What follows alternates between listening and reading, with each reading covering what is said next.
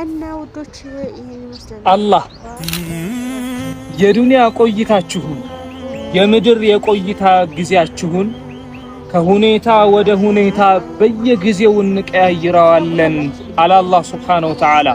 ለተርከቡነ ጠበቀን ዐን ጠበቅ ከሐል ወደ ሐል በየጊዜው እንቀያይረዋለን። አንዴ ደስተኛ አንዴ ደግሞ ሐዘን ውስጥ እንከታችኋለን አለ።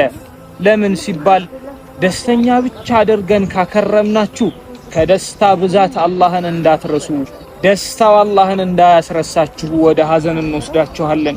ሐዘን ውስጥም አናከርማችሁም፣ ከሐዘን ብዛት ልባችሁ ደግሞ እንዳይሰበር መልሰን ወደ ደስታ ውስጥ እንከታችኋለን። የቆይታ ጊዜያችሁን አንዴ በሳቅ አንዴ በሐዘን አንዴ በለቅሶ እያዋዛን እናከርማችኋለን ይላል አላህ ሱብሓነሁ ወተዓላ። ደስተኛ ሆኖ ማንም ይቀጥል የለም፣ ሐዘንተኛ ሆኖ ቀልቡ ተሰብሮ ማንም ይከርም የለም። ያ ሰላም የጀነቱን ጣበት ወጣበ ነዒም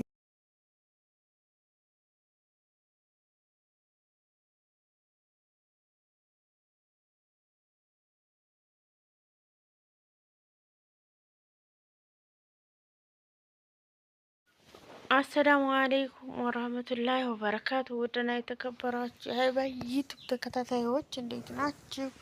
ደህና ናችሁ ወይ? ከኔ ጋር አልሐምዱሊላህ። ዛሬ ይዤላችሁ ብቅ ያልኩት ዛሬ ጤፍ ነው ማለት ነው። ነጭ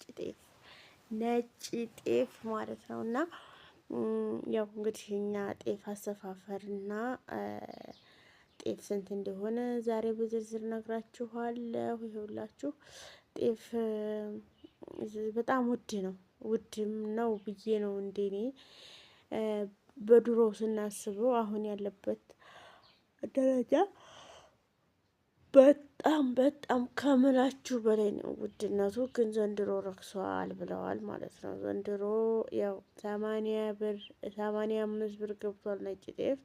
እንግዲህ ሰቡ 100 ምናምን ጣሳ እንደው ቤተሰብ ላይ ከባድ ነው ማለት ነው። እኛ ላጤዎቹ እንኳን ችግር የለውም፣ ግን ብቻ ያው ይከብዳል። ኑሮ በጣም ንሯል ማለት ነው። በተለይ ለዲሃዎቹ ማለት ነው። ወላሂ ማለት ለዲሃዎቹ ስላችሁ መሬት የሌላቸው በቃ አይደለ የወር ደመወዝ የሌላቸው በቃ እሱ በጣም ምን እንጃ ይቻላልም ብዬ ማላስበውም። ምክንያቱም ሁሉም ቤቱ ላይ በጣም ኑሮዋል ማለት ነው ወላሂ። እና ያው ዛሬ ይዤላችሁ ብቅ ያልኩት ይሄንን ጤፍ ዋጋ ነው። አንድ ጤፍ በዚህ በምተሰፈረው ጤፍ ዋጋ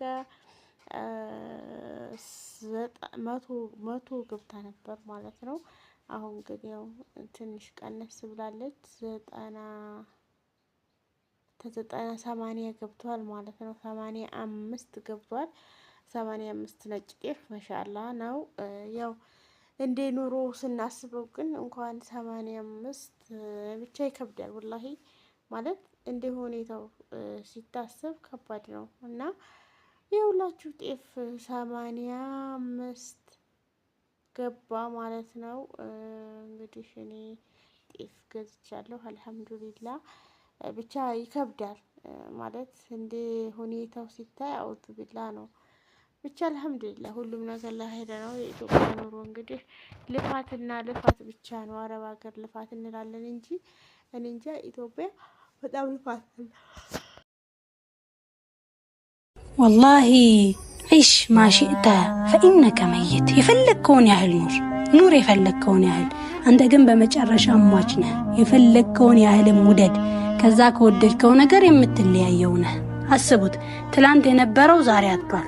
ያጣ አግኝቷል። የወደቀ ተነስቷል። የተነሳ ደግሞ ወድቋል። አንሹ አውራጁ ፈላጭ ቆራጩ ጊዜ ነው።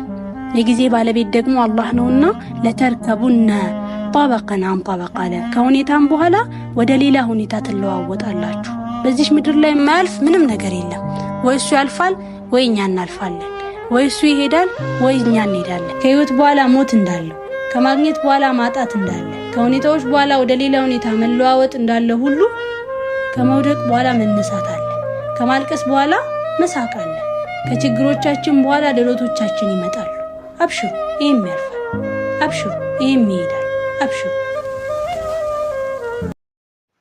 እና ውዶች ይህን ይመስልላችኋል። ላይክ ሰብስክራይብ አትርሱ። ሁላችሁም አበረታቱኝ ማለት ነው። የዛሬው ውሎ ይህን ይመስላል። ይህንን ሰፍሬ ጨርሼ በቃ ቃጠብኩ ምናምን በቃ ያው አረብ ሀገር ስራ በሉት ማለት ነው። ወላሂ ይከብዳል ማለት እንደዚህ ፍግጭ ብለን ደሞዝ የሌለው ሲሆን ደግሞ ሰራሃ ራሃ ነው እላችኋለሁ። እስኪ ቁጥሩን አያይዝኝ ማለት ነው። ልጆቹ ብታው ወዲያ ወዲህ ወዲያ እንደው ታው የተባሉትን ነገር በቃ ማጥፋት ማልማትን አንደኛ ናቸው ማለት ነው። እና ብቻ ደስ ይላል። በራሳችሁ መንገድ ስራ ስትሰሩ በራሳችሁ መንገድ ሁሉን ነገር ስታሄዱት በጣም ደስ የሚል ቻሌንጅ ነው ማለት ነው። ሁላችሁም በላይክ እና በሰብስክራይብ ብታበረታቱኝ አዳዲስ ነገሮች ይዤ ብቅ ጎራ ላለሁ ማለት ነው። ጤፍ እንግዲህ ያው የጤፍ ኑሮ ደህና ነው የሚባለው፣ ውድ ነው አላውቅም። ያው ለእናንተ ትቻለሁ ማለት ነው። ጤፍ 85 90 ብር ነው ነጭ ጤፍ ማለት ነው። 75 ደግሞ ጥቁር ጤፍ ጠቆር ያለ ማለት ነው። እና ያው እንግዲህ እንደምታውቁት በእኛ ሀገር በጣሳ ነው የሚገዛው፣ በኪሎ አይደለም፣ በጣሳ ነው።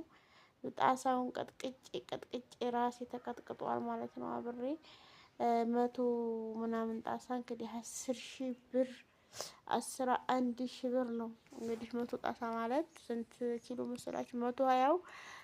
120 ጣሳው